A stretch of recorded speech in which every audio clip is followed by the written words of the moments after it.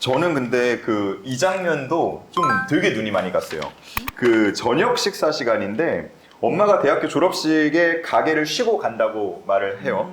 그리고 그때 지영이는 취업도 안 되고 안 간다 뭐 이렇게 말을 하는데 이때 아버지가 졸업하고 시집이나 가라 이런 얘기를 하거든요. 그렇죠.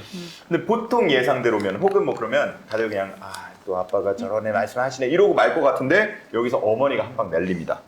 나대! 막 나대!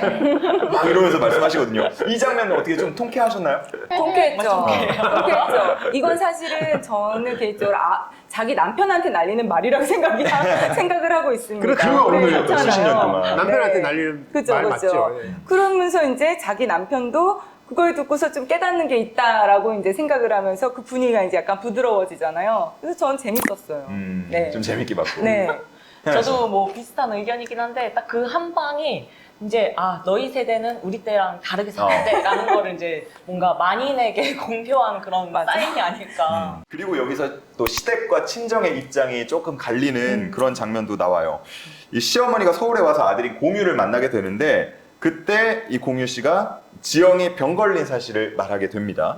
그리고 이후에 지영이 시어머니와 통화 중에 취업 사실을 말하면서 남편이 이제 본인 때문에 어떻게 보면 육아를 위해서 육아휴직을 하기로 했다 이렇게 말을 하는데 시어머니가 굉장히 화가 나죠. 그리고 친정어머니에게 전화를 해서 일하는 상황에 대한 문제 그리고 신병 현상을 말하게 되는데 여기서 좀 입장들이 막 입체적으로 나타나는 것 같아요. 그렇죠. 그 영화 안에서 여러분들이 보신 시어머니와 친정어머니의 입장 차이 어떻게 생각하세요? 이것은 약간 시어머니와 친정어머니 입장 차이는 두 번째 문제고요. 첫 번째는 남아 선호 사상, 가부장적 이거 그리고 예전에는 이제 아들이 최고, 딸만 있으면 무조건 아들 하나는 있어야 된다. 그래서 아들 낳을 때까지 딸 있는 집은 무조건 아들 낳고 있어. 딸 이걸 먼저 얘기하고 넘어가야 되지 않을까 싶은 생각이 그렇죠. 들어요. 그래서 근데 약간 그 세대잖아요. 그렇죠. 그래서 네. 먼저 제 말씀을 여쭤보고 제 친구 중에는 네. 딸 7공주 8번째 아들 낳은 친구도 있어요. 와. 시기 뭐 예전에는 사실 그런 경우가 많았어요. 맞아요. 아들을 얻기 위해서 뭐 5명, 6명, 7명까지 딸을 낳고 7번째, 8번째 아들을 낳은 경우도 굉장히 많아요. 그러니까 예전 같으면 예를 들어 너 뭐 형제가 어떻게 돼 이랬을 때 일남 이녀야라고 하면 누나 2명이야 뭐 자연스럽게 약간 그런 얘기가 됐었는데 맞아. 요즘에는 구성원으로 말해도 누가 누나가 있는지 여동생이 있는지 좀 구분이 안 될 때도 많아요. 그러니까 우리가 영화 속에서도 보면 사실 문득문득 화가 나기도 하고 하지만 금방 우리가 방금 얘기했듯이 근데 사실 입장이 이게 내 입장이냐 아니면 다른 제3자의 입장에 따라서 많이 다른 것 같아요. 그러니까 내가 시어머니의 입장, 주관적인 관점에서의 나머지의 가족관계와 또 내가 반대인, 그러니까 내 딸을 둔 엄마의 입장으로서 본 입장은 완전히 다를 것 같거든요, 사실은. 우리가 봤을 때, 저쪽은 너무 심해, 나빠, 왜 저럴까 하지만 그 입장이 우리가 될 수도 있잖아요. 그렇죠. 될 수도 있죠. 그렇지만 제 입장을 그렇게 될 수도 있다라고 생각하려 한 몇십 년은 이제 상상해보고 얘기를 해봐야 되니까 우선 그 어머니를 생각하면서 얘기를 해보자면 공유의 어머니다. 네, 공유의 만약에. 어머니다 혹은 지영이의 어머니다. 지영이의 어머니를 생각해보자면 오빠들을 굉장히 뒷바라지하면서 자기가 되고 싶었던 것을 포기하고 그러니까 남아 선호 사상의 중심에서 있던 그렇죠. 인물이에요. 맞아요. 그리고 시어머니는 정말 그냥 그 인물이고요. 근데 그 중에서 이 어머니, 지영이 어머니 좀 점점 깨어난 인물이고 내 딸만은 그렇게 살지 마 이런 어머니고 그리고 자신도 아들이 있지만 그렇게 아들을 대하지 않고 하지만 이 시어머니는 정말 아들은 그렇게 아들은 무조건 이렇게 대해줘야 되는 어머니고 약간 이 세대는 약간 시점이 이렇게 갈라지는 시점, 변해가는 시점의 세대. 그리고 여기 세대는 이제 변한 세대, 잘 모르는 세대죠. 그리고 저는 그걸 느끼면서 지금 시점에 걸려있는 82년생 그 세대. 그렇죠. 그래서 네. 저는 약간 어떤 느낌이냐면 그냥 그 입장만 두고 얘기하자면 그냥 느끼는 대로 영화에서 느끼는 대로 당연히 팔은 안으로 굽는다라고 밖에 얘기할 수 없을 것 같아요. 네. 정말 보면 우리 현아 배우님은 MZ 세대잖아요.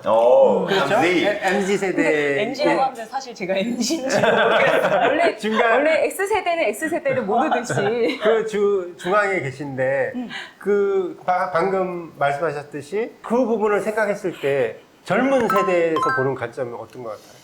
저는 사실 그냥 딱 영화를 봤을 때 시어머니가 지영이한테 그렇게 못하나? 라는 생각이 조금 들었어요. 조금 지영이 예민하게 받아들인다. 오히려 지영이가 엄마한테 사랑을 너무 많이 받아서 그 사랑을 시어머니가 똑같이 주지 못하기 때문에 조금 서운함을 더 강하게 느끼는 게 아닌가? 약간 그런 생각도 좀 들었고 여기서 조금 이제 그 영화상에선 그렇게 부각이 되지 않았는데 신우이가 와서 이제 계속 밥을 하잖아요. 지영이가 일을 하잖아요. 그렇죠. 근데 신우이가 자기 조카를 주려고 선물해 주려고 막 뭘 잔뜩 사갖고 온단 말이에요. 근데 이 부분을 다시 생각해보면 요 근래 그런 신우이들 저 거의 못 봤거든요. 자기 또 그런 걸 보면은 그 지영이가 조금 예민한 걸 수도 있다. 저는 약간 그냥 그렇게 생각이 들더라고요. 그리고 좀 불만이 있으면은 좀 뭐 애교를 부린다든가 어머니한테 가서 어머니 좀 힘든데 저 잠깐만 놀면 안 돼요? 같이 하면 안 돼요? 뭐 이런 식으로 그게 바로 MG, 이제 MG 맞아. 텐데. 뭐 영화는 사실 해석하기 그러니까. 나름이고 받아들이는 사람 나름이니까. 지영이 왜 이렇게 억눌려 살았죠? 왜 그래?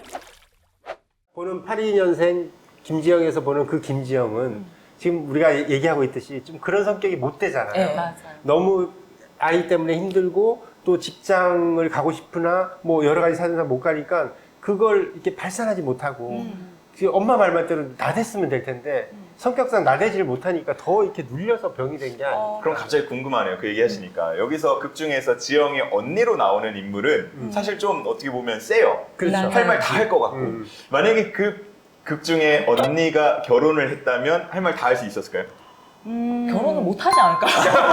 여기서 뭘 보여주냐면 이 시대의 여성이 어떻게 살 수밖에 없는지 여성이 어떻게 비춰지는지를 보여줘요. 그래서 첫째는 시집을 안 간 걸로 설정을 하고 둘째는 맞아. 시집을 가서 억눌린 걸로 설정을 하고 막내 아들이고 뭐 이렇게 설정을 하고 회사에서 난리가 났잖아요. 몰카 사건으로. 그렇죠. 그래서 3층에는 가지 말아서 알고 보니까 회사에 몰카가 설치돼 있었어요. 그것 때문에 난리가 한번 나서 지영이가 한번 아이가 지하철에서 응가를 해가지고 지하철 화장실 갔는데 그 트라우마 때문에 맞아요. 화장실을 못 가요. 맞아요. 그게 현재 우리가 여성이 처한 이 사태를, 현실을 보여주고요. 두 번째는 이 여성이 또, 스토킹 그 학창시절에 웬 남자가 이렇게 쫓아왔는데 아빠가 그러죠. 과거를 회상할 때. 그러니까 옷을 좀 단정히 입고 다니지. 근데 그게 교복 입었거든요. 그렇죠. 앞서서 우리가 한번 얘기를 하긴 했는데 어떻게 보면 이 장면에서 눈물 흘린 분들도 참 많으실 것 같아요. 친정엄마가 이 지영이의 소식을 듣고 집을 찾아갔습니다. 근데 여기서 한 번 더 빙의가 돼요. 외할머니로 빙의가 돼서 어떻게 보면은 본인의 어머니를 위로하고 좀 따뜻한 말을 건네기도 하고 이런 부분이 나오는데 엄마는 굉장히 충격받은 표정이거든요. 이 장면 어떻게 보셨어요? 전 울었어요. 정말로. 근데 제가 이 영화를 저희 엄마랑 같이 봤거든요. 저희 어머니가 우시더라고요. 저는 그냥 그럴 수 있겠다. 근데 지영이는 어떻게 저 엄마의 저 사연을 다 알고 저렇게 빙의가 돼서 얘기할까? 진짜 귀신을 씌인 건가? 아니면 어디서 주워들은 거를 저렇게 아까 말한 것처럼 연기할 수도 있다 했잖아요. 그걸 저렇게 풀어서 얘기를 하는 건가? 이렇게 생각을 했는데 어머니가 그 얘기를 하신 적이 있었어요. 내 엄마, 그러니까 저희 외할머니가 이 시집살림을 하면서 이제 시댁에서 너무 구타도 많이 당하고, 어이구. 네, 막 아니 전 도끼만행 사건이 저기 판문점 그 근처에만 있는 줄 알았는데 저희 할머니가 그걸 당하셨더라고요. 시댁에서. 엄마가 그걸 생각하면 아직도 막 손이 막 부들부들 떨리고 하는데 내가 너무 어렸을 때고 그때 엄마를 지켜주지 못한 게 너무 한이 된다 그런 얘기를 하시길래 이게 확실히 이게 살아온 환경과 내가 겪은 게 어떤 거냐 또 뭘 보고 자랐냐에 따라 오는 반응이 다르구나. 이제 결국은 지영이에게 모든 상황을 얘기를 할 수밖에 없게 됐습니다. 그래서 모든 상황이 이해가 되면서 또 수긍하기 시작하는 지영이가 나오는데 본인의 병을 본인이 가장 늦게 알았는데도 현실과 마주하면서 하나씩 정리해가는 모습이 나옵니다. 아까 우리가 초창기에 처음에 왜 지영이에게 말하지 않았을까 했지만 공유가 자기의 방법으로 나름 굉장히 뭔가 어레인지를 해보려고 하다가 이제 얘기를 하잖아요. 그런 얘기를 현아님은 일단 증거물을 가져오면 증거 역시 MG야. 증거물 내놔. 그래서 바로 영상을 보여주잖아요. 보여주면은 사실 또 다른 나한테 재능이 있는 건가요? 근데 저는 완벽하게 이거를 공감한 적이 있습니다. 아 그래요? 네. 제가 사실 술을 취하면 아 남들이 보면 술 취한지 몰라요.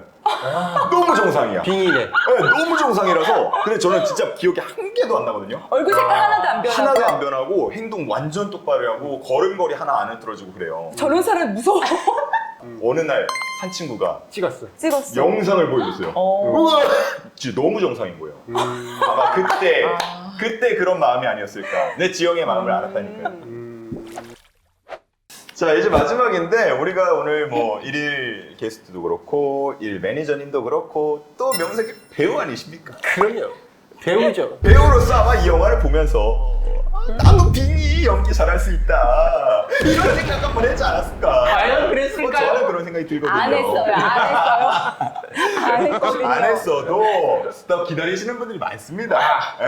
네. 오늘 부탁하고 가셔야 되니까. 누군가로 빙의를 하는 거는 자유예요. 두 분의 선택인데 빙의를 해서 뭔가 자신 혹은 이 시대를 살아가고 있는 여성 또 다른 김지영에게 해주고 싶은 얘기가 있다면 어떤 얘기들을 해주실까요? 정말 갑자기 하기 싫다. 먼저 우리 MZ세대부터 역시 짱. 어려운 거. 네. 제가 먼저 가도록 하겠습니다. 네. 어머 너무 좋다. 기대돼요. 저는 1800년 중반에 태어나신 할머니로 돌아가겠습니다. 어머나. 1800년. 야 1800년 중반에 태어나신 할머니. 네. 오, 빙의한다. 나 때는 말이야, 응? 시집 간 다음에 죽을 때까지 허리를 펴본 적이 없어. 관짝 들어갈 때도 허리가 굽어서 들어갔다고. 야, 이년아, 그게 그렇게 힘들어? 그렇게 화가 나면 주먹으로 그냥 한 대 쳐버려, 시어머니를. 나 다시 태어나면은 나도 한 대 쳐버리려고. 힘내!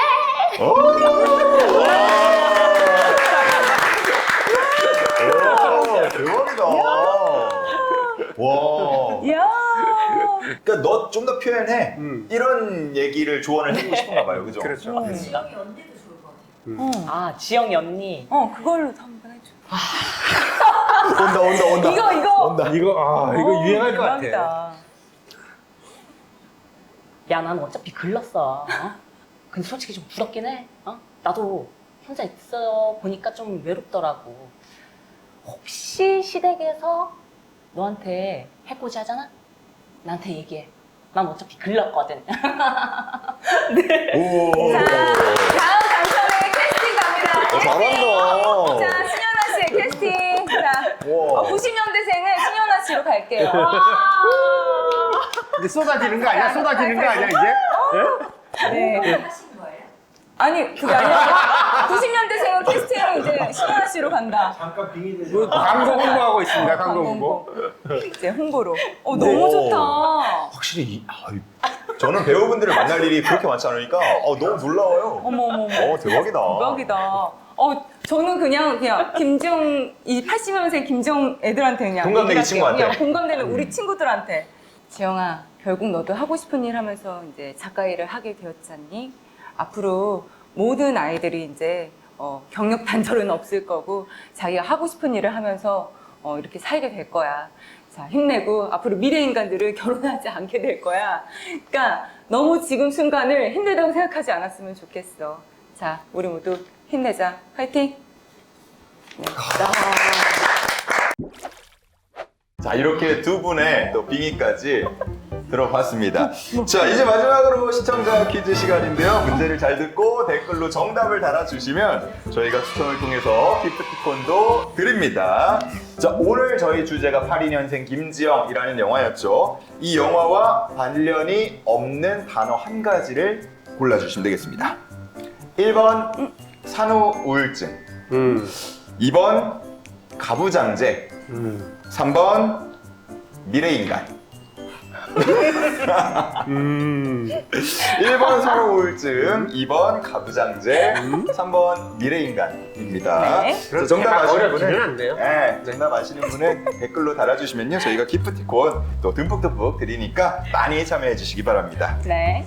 자, 이렇게 오늘 시네스토랑에서는 영화 82년생 김지영을 만나봤는데요. 여러분은 어떻게 보셨는지 모르겠습니다. 시네스토랑 오늘 영업은 여기까지고요. 네, 오늘 두 분 너무 감사드립니다. 감사합니다. 네, 또 다음에 기회가 되면 또 와주시기 바라겠고 오늘 저희 영업은 여기까지 하겠습니다. 치얼! Cheers. Cheers. 치얼스. 치얼스. 진짜 알콜 들어.